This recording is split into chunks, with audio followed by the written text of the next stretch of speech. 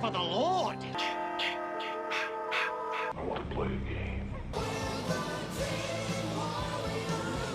They're here. It's showtime. All right, everybody, welcome to episode 17 of the Three Basket Cases podcast. I am Jay. With me is Frank and Peter. We are the number 3 basket cases on all social media and 3basketcasespodcast@gmail.com. We are still running that contest from last episode. So if you listen to the Halloween 3 episode and it's somewhere in there, Peter gives a 2 truths and a lie, email us with what the lie is, and you could win a signed Halloween 3 poster signed by Tom Atkins, star of the movie. So, yeah, this episode we're going to do Peter's top 3, which is the top 3 sequels, but they have to be direct number 2 sequels. Correct. All right, so no number 3s and on. This was hard for me. Mm-hmm. There was a lot of good options on here, and cutting it to 3 made it very difficult. But Peter, you wanna take it? Yeah, I'm gonna start off with I kind of put a lot into this. I decided upon like movies that I like, movies that did well for the franchise, movies that were decent sequels, launching into the third, fourth, fifth. So my number 3, and I'm going in order, is Terrifier 2. For a couple of reasons. First of all, I thought it was a good movie. I thought the acting was good, the characters were good, state-of-the-art kill scenes. And what I think it did really well was Terrifier 1 was a little indie flick, did well.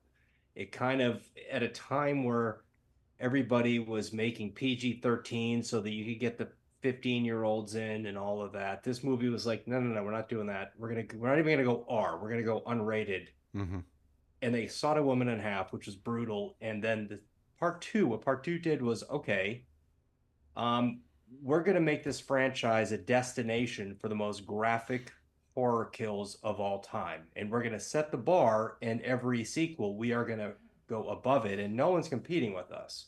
So the most insane deaths you're ever going to see are going to come from us, and then we're going to outdo it. Mm-hmm. And I think part 2 set that franchise in that direction, and it did it well.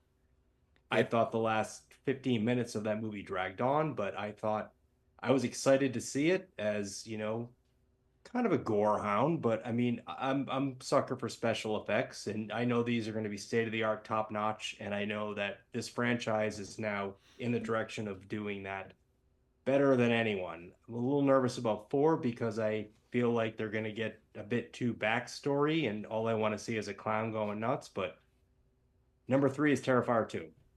It also vaulted Art the Clown into the mainstream. I mean, Spirit Halloween is selling Art the Clown costumes to 8-year-olds. So right. Yeah, it basically said, okay, we're a franchise, and this is what our franchise is cemented now in state-of-the-art kills and insanity, and I'm in for it. Mm-hmm. I'm excited to see them every time they come out.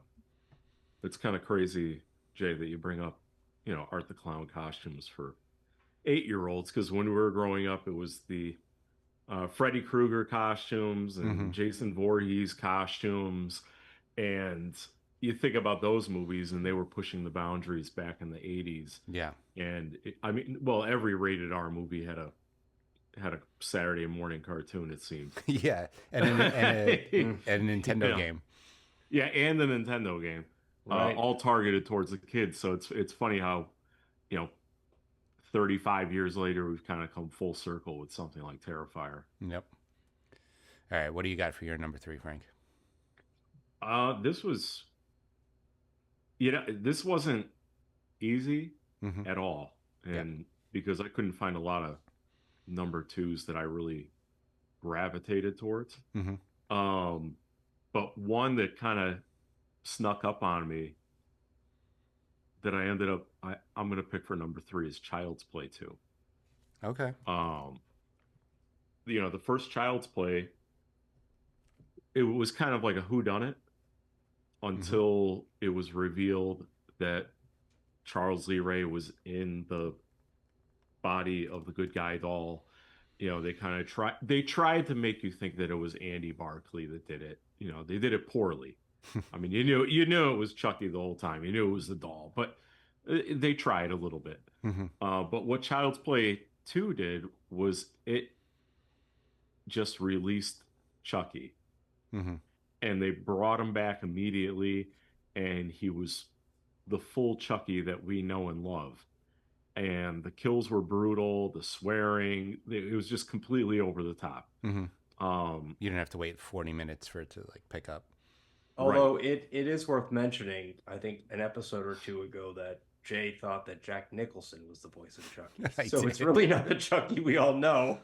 Well, but it is a Chucky. it is a Chucky. It's not Jack Nicholson.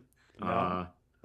Sorry to say. Jay. I didn't know it was Brad Dourif, so I think this is a hole for Jay and I. I saw it at a very pretty young age, and this was pre-internet, and so if there was a rumor going around, a lot of times it just stuck because there was no way to like disprove it. That's a good strategy. We can blame everything on our age and say the internet didn't exist. I had this Korean kid in elementary school, and he would just bullshit about video games. He'd be like, "Yeah, in Korea we have like Double Dragon 4, and like Double Dragon 2 was out." He would like skip a sequel. It would be like, we're so far ahead. We have like Street Fighter 5, and like one day he told me he had a 301 cartridge, and this was after telling me like months of lies. He actually did have one though, which blew my mind. So maybe he was telling the truth the whole time. No, You he should wasn't. find him and kill him.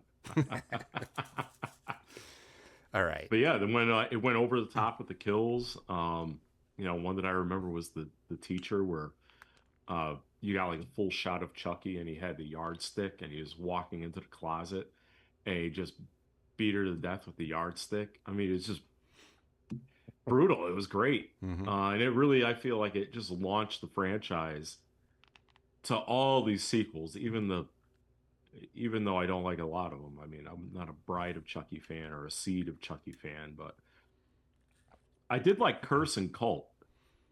And then we even got a TV series out of it. Yeah. So, Yeah. I mean, In a reboot on the TV series, even, or am I making that up? no, there was a remake with Aubrey Plaza Oh yeah. So where Chucky was I think like an animatronic, like AI doll or something like that. yeah, I didn't like It was at kind of all. like that movie Megan almost, I think. Mm. Yeah. Yeah. Yeah. Now that I think about it, it's kind of like that. Yep. All right. My number 3, I'm going way back. This is the original sequel, guys. Bride of Frankenstein. Okay. Oh, look at Right you. on. Look at you. Frankenstein really unleashed something on you, huh? It did.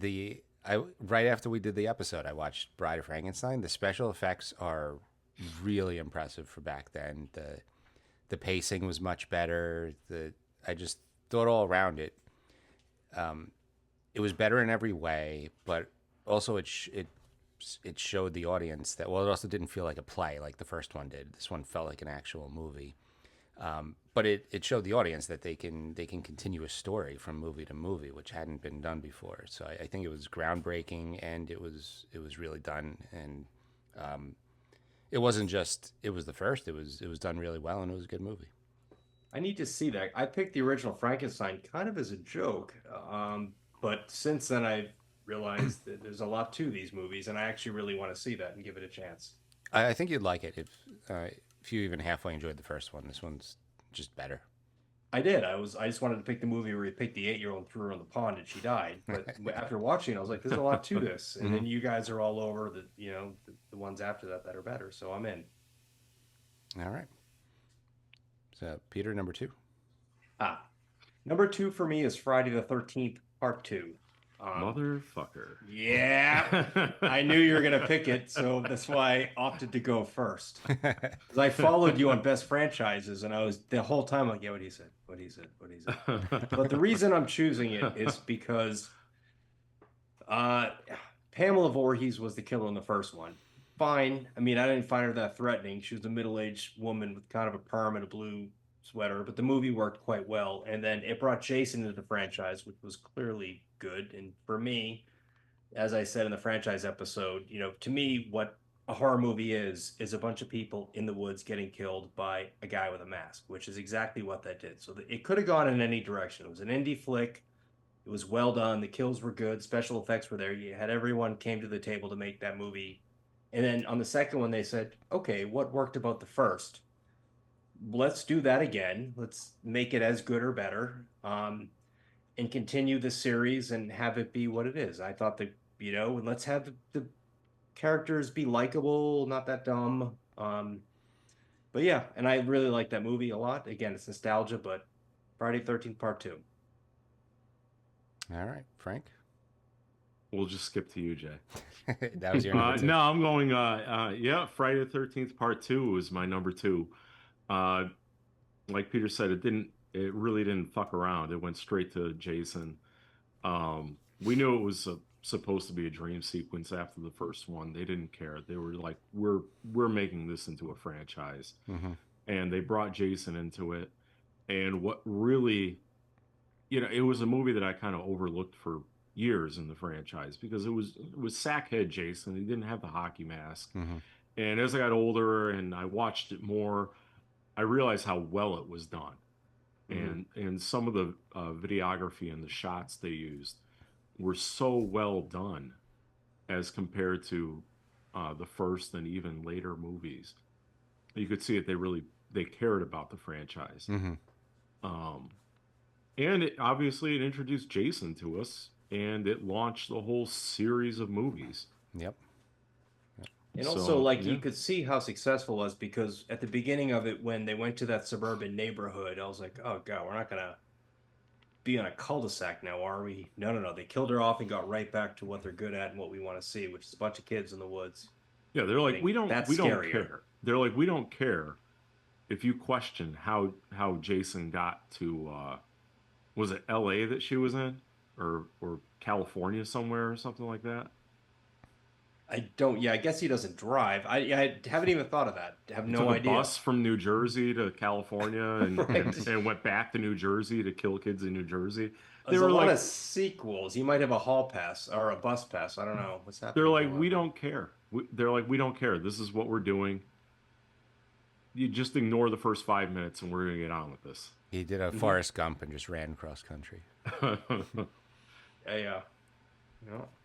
So I did some research for this. I watched 2 movies that I had not watched before, which was Scream 2, which surprisingly I had not seen, and didn't have spoiled for me until 48 hours before I watched the movie. Somebody on Twitter said this is the best Ghostface and posted a picture of the killer. I went 29 years, and the last 48 hours I got it ruined. Son of a bitch. But I think I liked that one better than the original. Yeah. And then I watched Smile 2, which I liked way more than the original until the end. Just like The Substance, I hated the ending. Ugh. So neither of those got on my list. I just want to give honorable mentions. They were both good movies.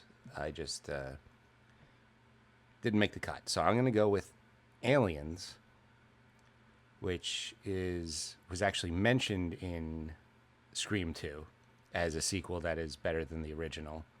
Oh yeah, I remember that. And I just think it was crazy. They go to the planet to fight all of the aliens, and it's just this awesome 80s like testosterone fueled movie. I love it. My wife is not into any movies before like 2000, and we watched, I think it was Alien Covenant, and neither of us liked it, and I'm like, you gotta trust me on this one, you gotta watch this older Aliens movie, and she actually liked that one a lot. Nice. All right, my turn. Yeah. You fucking aliens. I was like, no one's picking aliens, man. I was wondering what that look on your face was. I thought you were. Yeah, you said, I was like, really? I thought I had that in the bag, man. I thought you were just going to be like, that doesn't count because it's sci-fi. I thought that's the face. No. I mean, that's sci-fi horror. Yeah. It's sci-fi horror. It's fine. People die. Alien 1 is one of my favorite movies of all time. It's a slow burn. It's like a haunted house on a spaceship. I love the characters. I like everything that it did. And then Aliens came along, and it was, I don't know, it was equally as good, if not a little better. I mean, I like them. I mean, they're both of them are way up there for me. Mm-hmm. But it did everything differently. It kind of like it didn't take the franchise and take it in a direction that was obvious, because it did almost the polar opposite of what the first one did, but Mm-hmm. it did it as good or better. I mean, Mm-hmm. I to this day, when people ask me like, "Oh, where do you want this?" I'm like, "Bay 12, please." Like I quote it. I got my one of my best friends. I got him a Apone A action figure last year for Christmas. Nice. All the characters are great. Vasquez, it's actiony as fuck, right? Mm-hmm. It's just overall, it's a phenomenal movie. It's exciting, it's fun, it's scary. Special effects are, second to none. And yeah, it is a sequel, and it's my number one. All right. All right. Very good. I think I know what Frank's is. I'm gonna put it in my head, and then when you say it, I'll. I don't. No, I don't think you know. All right. Maybe. I'm actually gonna go with Halloween 2 from 1980. That's what I would have guessed. I wouldn't have guessed that. I was really agonizing over this list. I had, honorable mentions. I had Ghoulies 2. I thought Ghoulies 2 or Sleepaway Camp 2 would have been. I had Sleepaway Camp 2 very nearly made it as number 3. Mm-hmm. Yeah. But I think about Halloween 2 because we got a more slasher Michael Myers. The kills were upped. Mm-hmm. I loved in Halloween 2 how it started directly after the first movie ended. Mm-hmm. I like when they do that in sequels too. Yeah. I don't know if I have no idea if a movie had done that before that. If a sequel had started up directly after the first movie. Mm-hmm. I can't remember. I loved how that worked out. The hospital scene, the kills were ratcheted up. And most importantly, I'm a big fan of Laurie and Michael Myers being siblings. Mm-hmm. So it gave me that. And it actually gave a purpose for Michael Myers going after Laurie Strode. I thought that angle was really interesting. Yeah, so that's why I picked Halloween 2 for number 1. Yeah, good movie. All right. So my number 1 is one that launched a mega franchise, and it is Saw 2. It was different than the original Saw. They just upped the crazy. Jigsaw was just making these insanely elaborate games for these people to play. They upped the gore count like tenfold. And they tied it to the original, in which they kept going as the sequels went. They keep tying it back, which is cool. So I just think they took what could have been a really good one-off, and they made it like a proven formula that they could make into this ongoing franchise where they can do installments every year. And I think as I've said to you guys before, with the Saw franchise, I love how all the sequels continue to tie back and tie back, and it shows you that they happened before Saw 2, or and it is where it started in Saw 2, Mm-hmm. where you got all those tiebacks, and I think it's just it's a cool franchise. Yeah. I'm not super familiar with it. I almost want to just sit down. I've seen most of them. I just want to just sit down with one and just watch them all the way through on like a crazy weekend. Yeah, that'll be a fun weekend. All right. Except for the 2 cops that look alike. Yes, that's still to this day that pisses me off. By that, but all right. So yeah, that's our top 3 list. It is my turn to pick the next one. So I am going to go with top 3 horror comedies for next episode. So I think this one's going to be another hard one to put together. There's a lot of good horror comedies. Yep.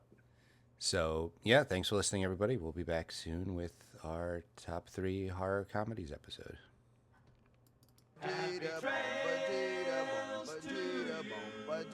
My love